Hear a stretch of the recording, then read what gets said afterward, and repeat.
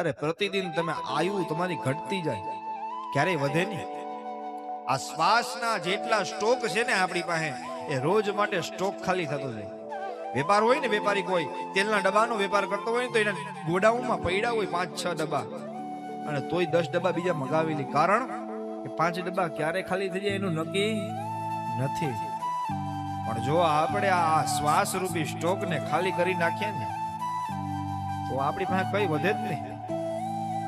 શાસ્ત્ર તો એમ કે તમે શ્વાસ લો ને, તો એવો ઊંડો શ્વાસ લ્યો, હરિનું નામ લ્યો, અને પછીને શ્વાસ છોડો.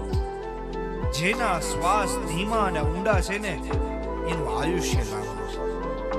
પણ જે શ્વાસોશ્વાસની ક્રિયા કરી નાખે, તો એના શ્વાસ તરત પૂરા થાય.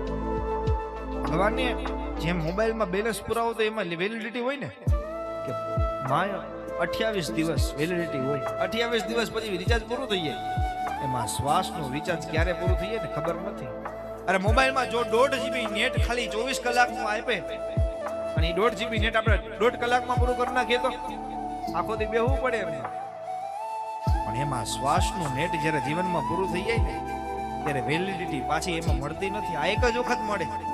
કદાચ મોબાઈલમાં રિચાર્જ પાછું થઈ શકે, એ નેટ તમે પાછું લઈ શકો, પણ શ્વાસ રૂપી જે ડેટા છે ને, એ ડેટાને પાછા આપણે નથી લઈ આવી શકતા.